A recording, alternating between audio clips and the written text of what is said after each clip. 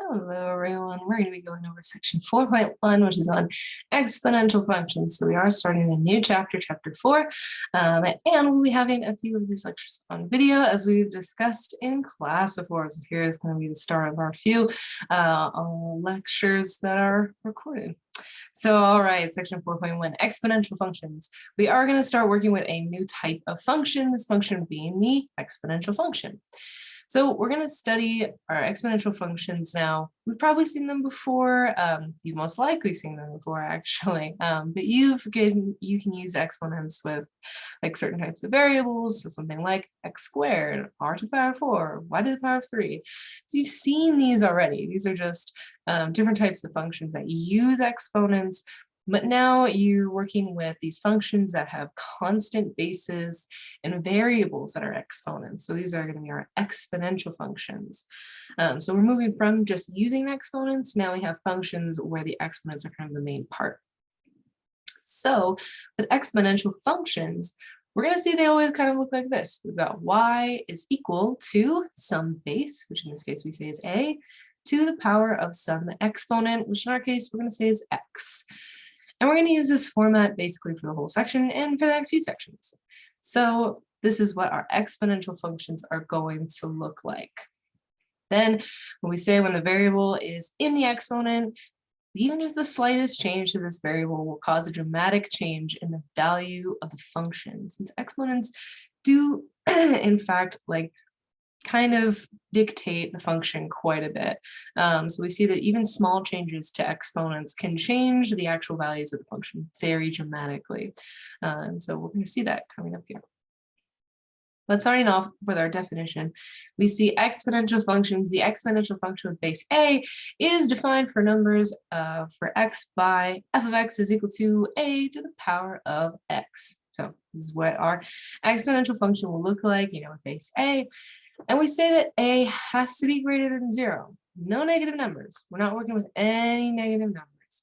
If we do end up seeing negatives, that is different, and we'll see that a bit later. But so a is never a negative number. And we say that it's not 1. We just have to specify that it's not 1, because if it were 1, 1 to any power would always be 1, and that really doesn't change anything. So that's why we say that it's not 1. But it can be any number greater than 0 and just not 1. Then we assume that a doesn't equal 1. Oh, because we already said that. Then here are some examples for exponential functions. So we see f of x is equal to 2 to the power of x. That would be something like base 2. So we see that that number there, instead of having an a, we have a 2, which means that that function is an exponential function with base 2. With g of x, we've got 3 to the power of x. So instead of an a, we have a 3. So this would be an exponential function with base 3. Then h of x is equal to 10 to the power of x. This would be, our exponential function with base 10 as opposed to base a. So these are the different types of exponential functions that we'll really see in this case. And this value of our base doesn't have to be whole numbers. They can be fractions as well. They can be values, between 0 and 1. It could be like 1/2, 1/3, 1/4, and things like that as well. Let's start off with an example. So example 1, we're going to say that f of x is equal to 3 to the power of x, and we're going to define the following. So we're going to define part A, f of 5, part B, f of negative 2 to the power 2 over 3, part C, f of pi, and part D, f of the square root of 2. So, all right, we're going to go ahead and head over to our place where we're going to work on this example. All right, so we're going to evaluate our function for these different values of x in this case. So for the first part, we want to evaluate for part A, f of 5. And remember, whenever you are evaluating for something, you are replacing x with whatever number is in the parentheses. So if we want f of 5, we're going to replace the x with the 5. So we're going to have 3 to the power of 5. You see that 5 went right there into the exponent spot. And then we just want to evaluate this number. So you want to use a calculator, although you probably, you might be able to do this in your head, but you can use a calculator. And so we're going to use actually like an online version of a calculator for a few of these, but let's just first identify kind of what is going on with each one of these types of problems. So we're going to go through and then we'll fill in the values when we use our online calculators. You can follow along with your own calculator.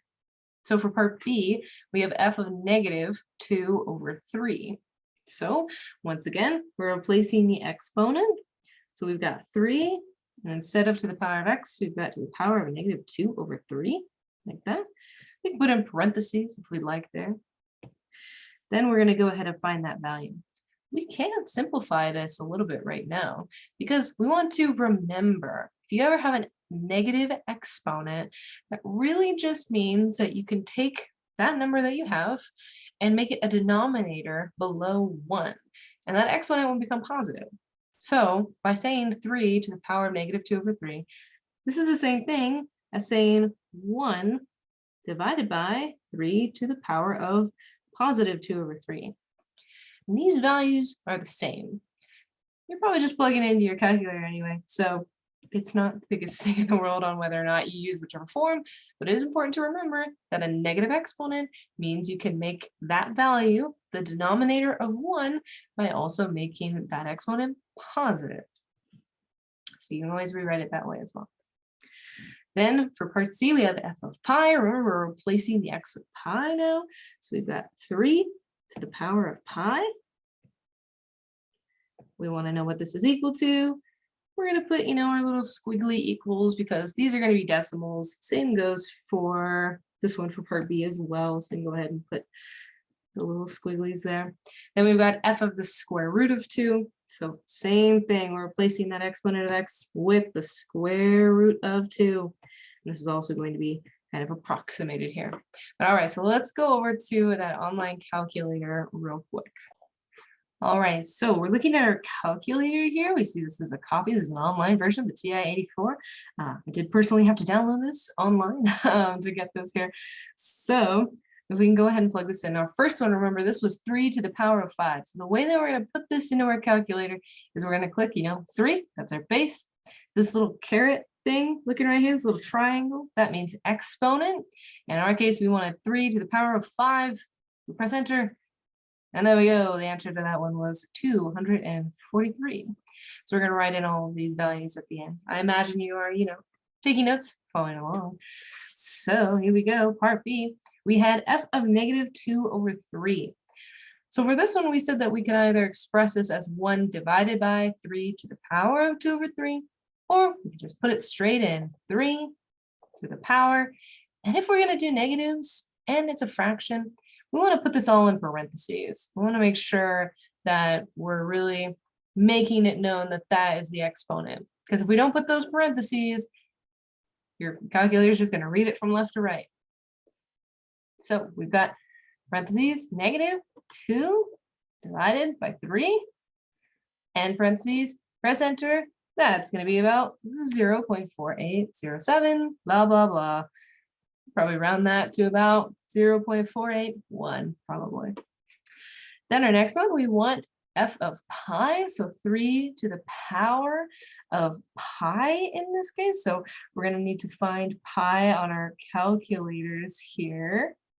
That did take me a second to find, but here we go. It's going to be right here. A little hard to see. It's right above that exponent spot for me on this calculator. You'll need to find it on your own.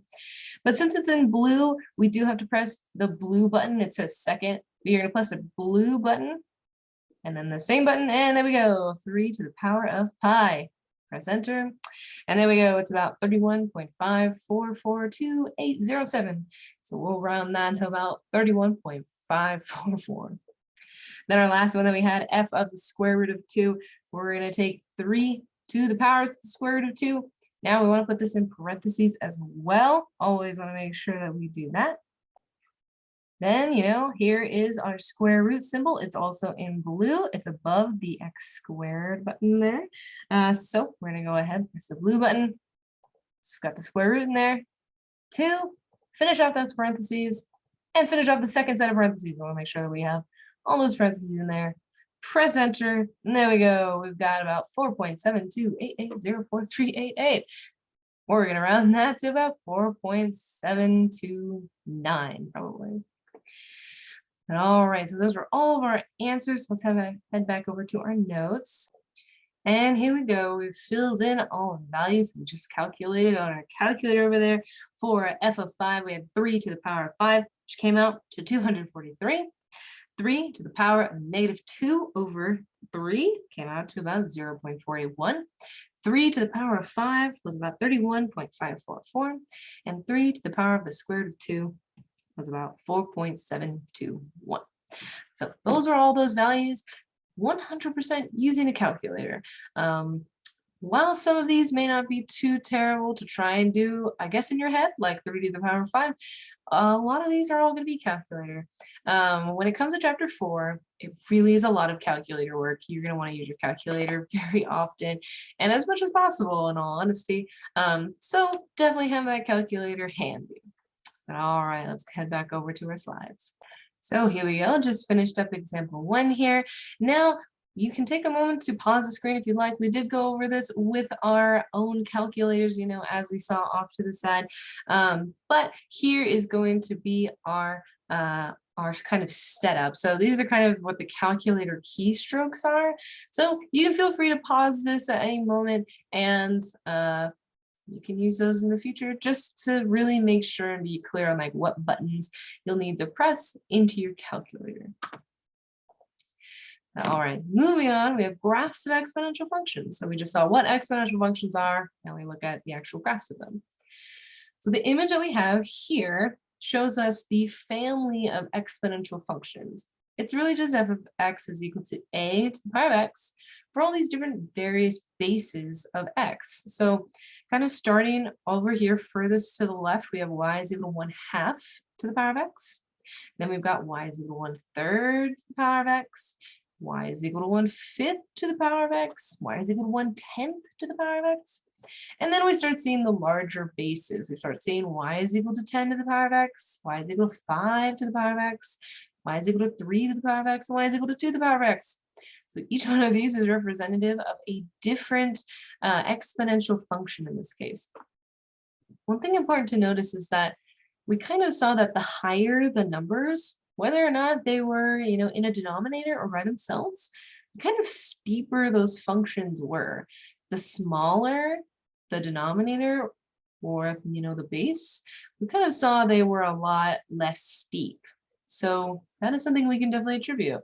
Higher values of the base or denominator of the base would make for steeper exponential graphs as opposed to lower values of the base. The denominator of the base or the actual base itself kind of create these much almost shallower, just not as steep types of graphs.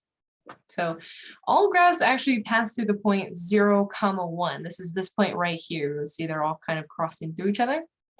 And this is because anything to the power of 0 has to be 1. Well, once again, we said that a isn't 0. So anything to the power of 0 has to be 1. So every single exponential function has to pass through this point. So it's a good kind of marker point to keep in mind for later stuff. But it's also important to notice that 1/3 to the power of x is the same thing as saying 1/3 to the power of x. I hear that it's, it sounds the same when I say it, but you can obviously see the difference here. So the x has moved from being, covering the whole function to just being in the denominator. And this is the same thing as saying 3 to the power of -x. So we see that negative exponents kind of create fractions where 1 is always the numerator. Whatever you have left there is on the denominator instead of the positive exponent. So definitely important to keep this in mind, as you work out some problems. So moving on, graphs of exponential functions. We see the exponential function f of x is equal to a to the power of x, where a is greater than 0 and also not 1, so no negatives and it's not 1, has the domain of all real numbers. So here's another function where its domain is always going to be negative infinity to infinity. And in this case, this function has the range 0 to infinity. We kind of see, it's going to start hugging the x-axis, but it will never cross the x-axis for these types of functions that we're looking at right here. So we say that the line y equals 0, the x-axis, is the horizontal asymptote of our function. Then it has one of these shapes. It's either increasing or decreasing. And it's going to be increasing if the base of a is greater than 1. So we're looking at values greater than 1, 2, 3, 4, 5, 6, 7, all those numbers. And we're going to see this increasing type of function. Remember, it always goes through the point 0, 1. So we see them increasing when the value of a is greater than 1, not a fraction, or not a fraction less than 1, that is. Then we have f of x, still a to the power of x, but this is if a is between 0 and 1, it's going to be decreasing. These are those fractions, 1/2, 1/3, 1/5, 1/10. All of those values, they're going to be decreasing exponential functions. So even though we do have increasing and decreasing, we don't necessarily have any negatives. That value of a is always greater than 0. It's just if it's between 0 and 1, it's decreasing. Greater than 1, it's increasing. So we're going to go ahead and make some really quick drawings of the graph of each type of function that we see here, a and b. So a has f of x is equal to 2 to the power of x, and b is g of x is equal to 1/2 to the power of x. So we're going to go ahead and graph these and really kind of get a good look at the two separate graphs. All right, so here we are. We're going to graph these functions real quick. We're just going to do some quick calculations just so we can get a really good look at what these graphs look like. So we're going to, create a table, just get a few values, -2 to +2. Just want to find these numbers. So we're going to first, find some points. So when x is -2, that means we want 2 to the power of -2 up here like that. And whether or not we use a calculator, or realize that this is the same thing as saying 1/2 to the power of 2. And we know that 2 to the power of 2 is going to be 4. So this first value here is really 1/4. We're going to do this for for all of our values here. But for a second one, we've got 2 to the power of -1. Same thing as saying 1/2 to the power of 1, which is just 1/2. Then for 0, we've got 2 to the power of 0, which we said is always going to be 1. So that's going to be 1 there. Then we've got x is 1, so 2 to the power of 1 is 2. And lastly, 2 to the power of 2 is going to be 4. So we see these different values here. We see that when x is -2, our y value is 1/4. So we're going to make that point. So at -2, we've got 1/4. We're just going to estimate. Let's just say it's probably right about there. Then at -1, it's going to be 1/2. So probably, right about here. Then we've got the point 0, 1. So 0, 1 right there. Then we've got 1 and 2. So 1 and 2, probably about right there. And then lastly, our last point here, 2, 4. Which looks like it's probably going to be right around here. So we've got these points. We want to connect them. We should know what the general shape of an exponential function looks like. We saw them kind of in our last slides. So just going to connect our points, kind of make it happen here. So we see, let's kind of start at the point 0, 1. We see this side is definitely going to be going up in this exponential fashion. And our other side is going to start getting really close to the x-intercept, but it's never going to cross. So we're just going to make it look really close. And that would be the graph of 2 to the power of x. So this is the graph of 2 to the power of x. We're going to see this quite a bit, definitely a lot. So that's what that graph is going to look like. Then moving on to part B in this case, we've got 1/2 to the power of x. So we're going to start off, create the table of values just the same. So first value here, -2. So we're going to have 1/2 to the power of -2. And if we have 1/2 to the power of -2, it's going to look kind of weird right off the bat, but this is the same thing as saying 1/1/2 to the power of 2. And this value is 2 to the power of 2. So you're going to reverse those values there. So this is 2 to the power of 2, which we already know is 4. So whenever you have a base that is a fraction and you raise it to negative exponents, we'll see these whole numbers kind of coming out of it. It's because you can really flip these numbers around a lot when it comes to negative exponents. So our next value, -1. Same thing, we've got 1/2 to the power of -1. This is the same thing as saying 1 over 1/2 to the power of 1. And 1 over 1/2 is 2. There we go. Then, our next value, 1/2 to the power of 0. Anything to the power of 0 is always going to be 1. So that value there is 1. Then we've got 1/2 to the power of 1. Well, that's just 1/2. Anything to the power of 1 is itself. Then we've got 1/2 to the power of 2. Now, this is really 1 over 2 squared. So we know 2 squared is 4, 1 over that value, and this is going to be 1 over 4.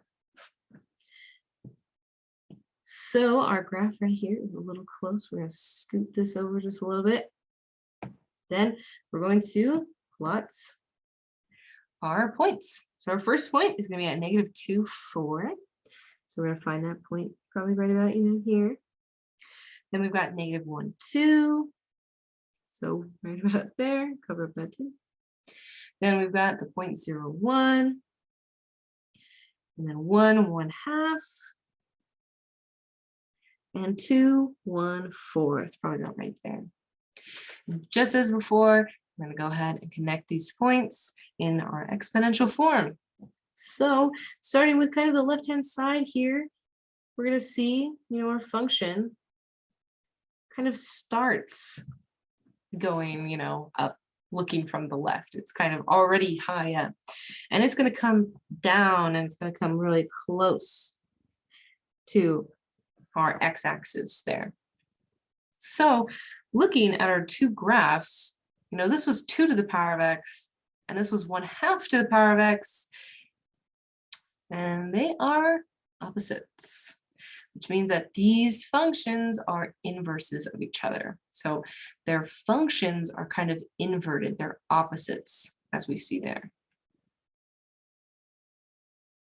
So that's why I wanted to draw out and kind of hand graph these two functions, just showing, how we get these values, and then also how they are opposites of each other. All right, there we go. Example 2, so let's go ahead and head back over to our slides. All right, so that was example 2. Now we're going to do example 3, going right into it. So we want to find the exponential function f of x is equal to a to the power of x, whose graph is given. So we're looking at these graphs, and we want to know what is the function actually going to be. So we know that the function looks like a to the power of x. We've got these signifying kinds of points here. For part A, we've got this function. It's, it looks like it's increasing, and it's got this point 2, 25.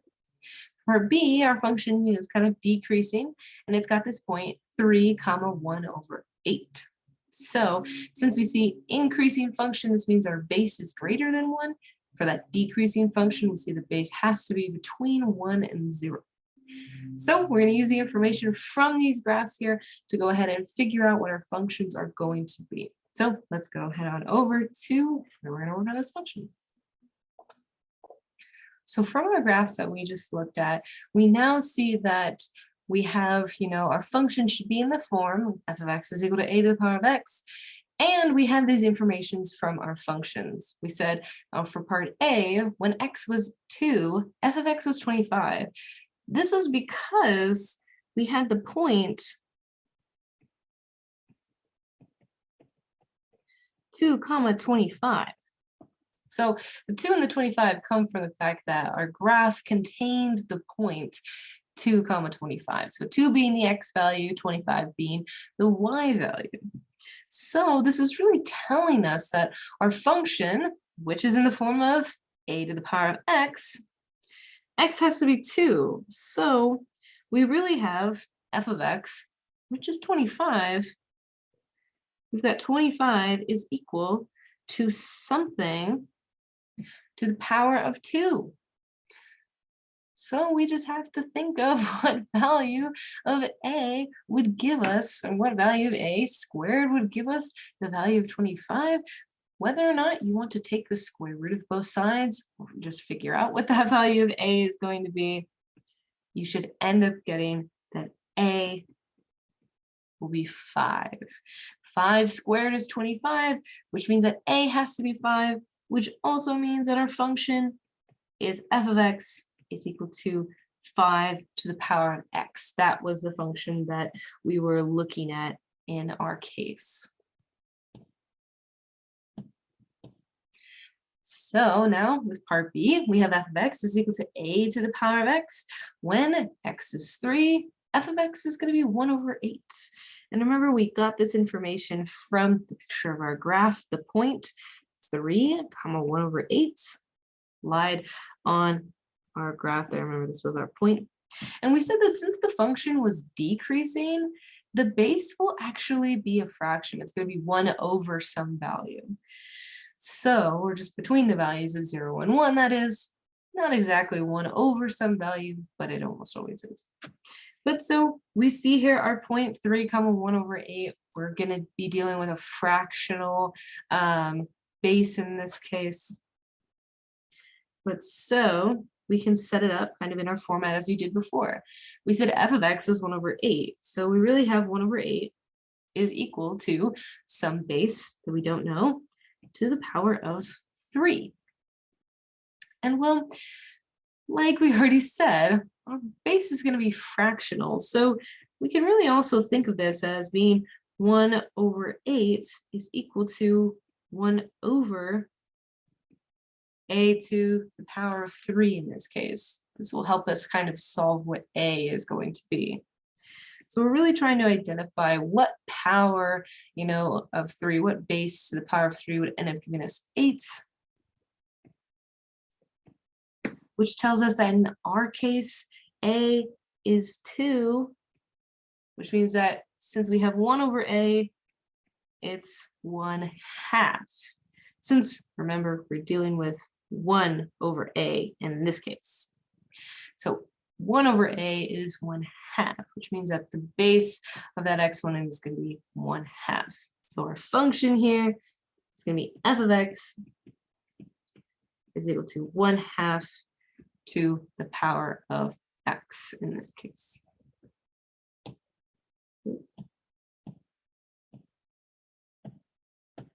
So we saw that since it was decreasing, it had to have been a fractional base. And so our value of a had to have been a fraction. And if we said this was about the same as saying 1 over 8 is equal to 1 over a to the power of 3 instead, then we saw that we just had to find this one value of a, which in this case was 2, but we dealt with 1 over a instead. So this means that 1 over 2 ended up being that base of our exponent. So, all right, that wraps up our example 3. So let's head back over to our slide. All right, so that was example 3. Now, moving on again, like we just saw graphs of exponential functions, we can also, have transformations that we learned about functions from section 2.6. So from 2.6, we learned about shifting and reflecting and stretching and shrinking, but luckily we only have to think about shifting and reflecting. That would be moving something to the left or the right, up or down, or flipping it over one of the axes. So using f of x is equal to 2 to the power of x as an example, we can just show some different transformations here below. So for a, we're looking at shifting up 1 because we had 2 to the power of x, and we're adding 1 to the outside of our function here. So this means that our whole function just shifted upwards 1. Then part B, we're now dealing with y is equal to negative 2 to the value of x. This is why we said that none of the bases can actually be negative. The negative would represent a reflection about the x or y axis. In this case, it's the x-axis. So since we had a negative 2 to the power of x, we're seeing that reflection about the x-axis. If it were 2 to the power of negative x, you would see that reflect around the y-axis instead. But so we see it reflect about the x-axis. Too far. There we go. There we go. All right, so then part C, lastly, a shift to the right. We see that -1 came from x. So it wasn't on the outside of the function, but applied directly to that exponent. We subtracted 1, which moved our whole function to the right 1. So we see our function kind of shift over to the right. So this is just an example of the different types of different shifting that we can see going on with our graphs. Moving on to our last kind of idea here is compound interest. We brought a little bit of an applied part 2, chapter 4. We'll see this a few times when we're working with these different formulas here. And so compound interest is calculated using the following formula. We have a of t is equal to p times 1 plus r over n to the power of n times t. So we've got a bunch of things in here, but they all stand for something different. A of t is going to represent the amount that you have after t years. This is probably monetary, so some amount of money that you have after an amount of years. R is the interest rate per year. So that's the interest rate on, a loan or just some lump sum value or anything like that. So that's your interest rate that you gain. P is the principal or the amount that you start with. So principal is the amount of money that you begin with. T is the number of years. So how many years you're, having this loan or lump sum amount, interest, things like that. And then lastly, N, number of times interest is compounded per year. So how many times are you going to calculate the interest on that amount per year? So these are all the different types of items that can go into this formula.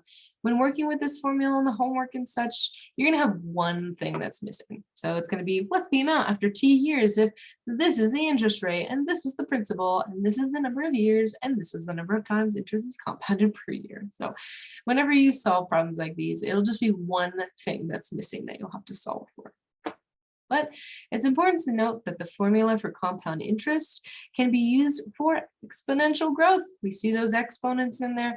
It is also technically an exponential type of growth that we're looking at.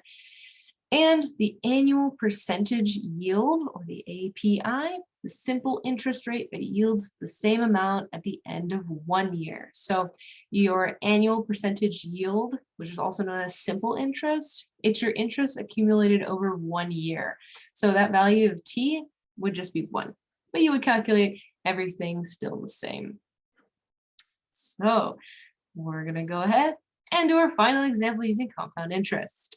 So example 4, we have a sum of $1,000 is invested at an interest rate of 12% per year. Find the amounts in the account after 3 years if the interest is compounded annually, semi-annually, quarterly, monthly, and daily. So we're going to go ahead and calculate all of these values and we'll get right to it. All right, so remember our compound interest formula is going to be A of t is equal to P times 1 plus R over N per N to the power of t, or N times t with the exponent. So this is our compound interest formula, and so we're going to plug in things that we have into a formula here. Now we're really looking for A of t. We want to know what's the amount after so many years, in our case 3, compounding at different rates. And so we do have a few pieces of information off the bat. Our principal amount, the amount that we started with, was $1,000. Our rate was 12%. You want to turn your percent into decimals. And so to turn it into decimals, you would take 12%. Imagine there's a decimal point at the end of that number. Take that decimal, move it 2 spots to the left. So 12% is the same thing as saying 0.12.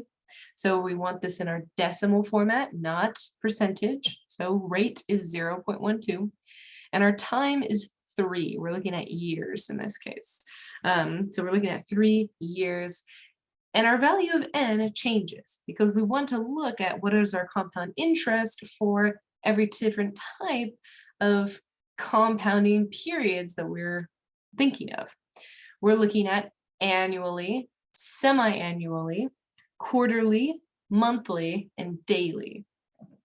So starting with annually, if we want to think about annually, and I don't know if I spelled that right, but it's okay. If we're thinking about annually, this means n is equal to 1. It's 1 time per year. So once per year. So we're going to put everything into our formula and replace n with 1. So we want to find a of t, and this is equal to our principal, which is 1,000, times 1 plus our rate, 0.12, divided by the value of n, which is 1, all to the power of the value of n times the year. So we've got 1,000 times 1 plus 0.12 divided by 1, all to the power of 1 times 3. At this point, you want to plug this number into a calculator. You want to calculate this value right off the bat right away. So that's what we're going to do here in a second. All right, so we've got our calculator here. We're going to plug all these numbers in. So we're starting off with, oh, it froze. Oops. All right, here we go. So we're going to plug in everything that we just had. We've got 1,000 times 1 plus, I'm going to put this in parentheses, we've got 0.12. This is technically divided by 1. We've got, this in parentheses, and we're raising it to the exponent of 1 times 3. So this is what it should kind of look like in our calculators. We press enter, and then we have it. Remember, this is a dollar amount, so we're only rounding to 2 decimal places. So this is looking like $1,404.93. So let's go ahead and put those in our notes. All right, so we said that this was going to be about $1,404.93. So there we go. There was our amount after 3 years if we compound once per year. So we're going to do this with all the different compounding periods. So next we're looking at semi-annually.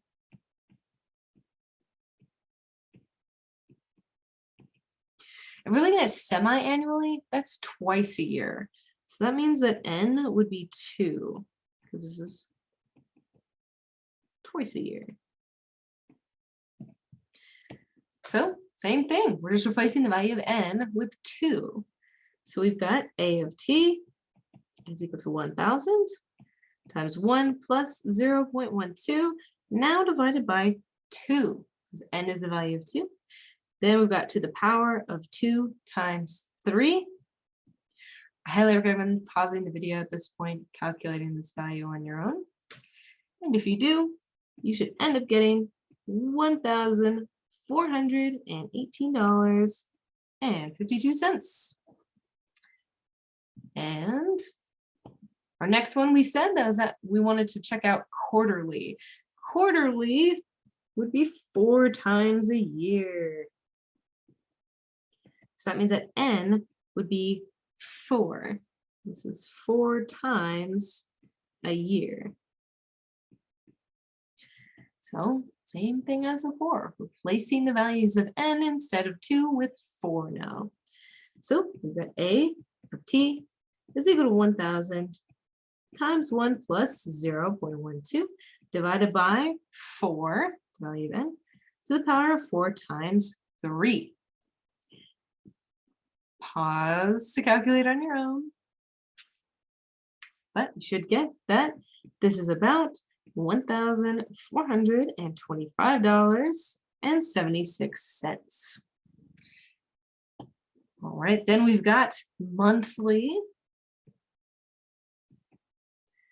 I'm sure you can assume what this means. This means 12 times a year, every month, 12 months. So monthly, 12 times a year. Once again, plugging in these values. We've got A of t is equal to 1,000 times 1 plus 0.12 divided by 12, all to the power of 12 times 3. Pause so you can calculate on your own. But you should get that this is $1,430.77. Then lastly, we want to check out daily. So if we're looking at daily, this would be 365, because there's 365 days in a year. We're not counting leap years, just the average year, 365 times a year. So our function A of t is going to be 2,000 times 1 plus 0.12 divided by 365 to the power of 365 times 3. Pause to let you calculate this on your own. And your value should come out to $1,433.24. So starting at the top here with our compound interest formula, we had all of these values. We had the principal, we had the rate, we had the time, and then we compounded with using different compound periods: annually, semi-annually, quarterly, monthly, daily. So we saw annually, we got $1,404.93. Semi-annually gave us $1,418.52. Quarterly gave us $1,425.76. Monthly gave us $1,430.77, and daily gave us $1,433.24. So we saw these were all the different values. They're all very close, but we definitely saw that the more times that we compounded per year, the more money that we saw. So, if it ever comes to it, you get the option, more times is going to be better. So, all right, let's go ahead and head back to our slides. All right, so we finished up example 4, and that wraps up section 4.1. So we learned about exponential functions, graphs of exponential functions, and compound interest. So, all right, I'll see you all again for section 4.2.